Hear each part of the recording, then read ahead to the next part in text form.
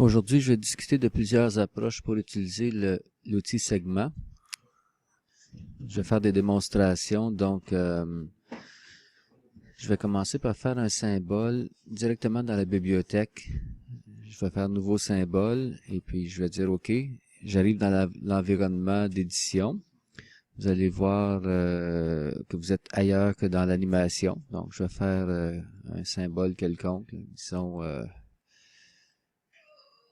genre de petite chenille comme ceci, avec voilà, comme ça.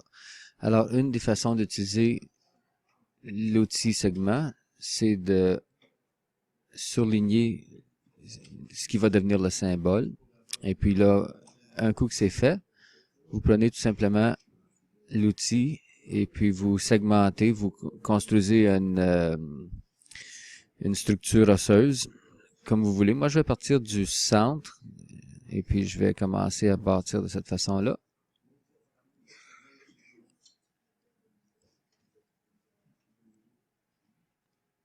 Voilà.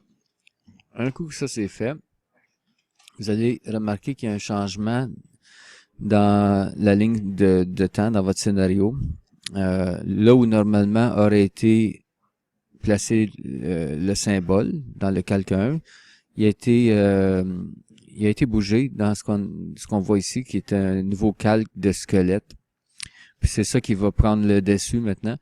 Donc, un coup vous avez l'image de base avec la structure osseuse, vous pouvez faire des pauses. Fait que là, ici, on a une pause à la verticale. On pourrait décider dans un temps donné, disons à la 15e image, de faire une nouvelle pause. Donc, on pourrait faire insérer une nouvelle pause. Et puis là, on manipule notre objet, notre symbole, comme ceci. Disons que la chenille lève sa tête. Voilà. Fait que là, on peut voir une pause comme ça.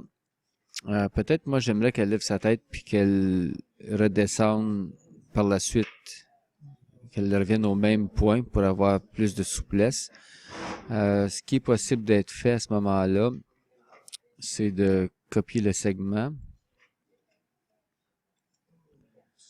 En fait, vous ne pourrez pas copier le segment. Je m'excuse, j'ai fait une erreur. Avant de copier le segment, vous pouvez par contre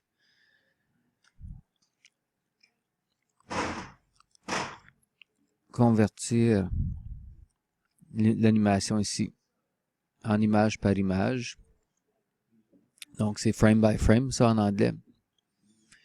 Vous pouvez copier cette séquence d'images-là. Copier les images. Vous vous placez ici. Vous faites coller les images. En maintenant la clé Shift, vous allez sélectionner toute cette collection d'images-là. Vous allez faire inverser les images. Et là, ça donne une certaine fluidité à votre symbole. Donc, ça, c'est une façon de faire. Si vous retournez maintenant dans la bibliothèque, vous allez vous apercevoir que votre symbole dispose d'une touche de lecture. Vous pouvez voir ce que ça fait. Vous pouvez prendre le symbole, par exemple, le mettre sur votre scène, et puis je vais le mettre à l'extérieur de la scène, comme ça.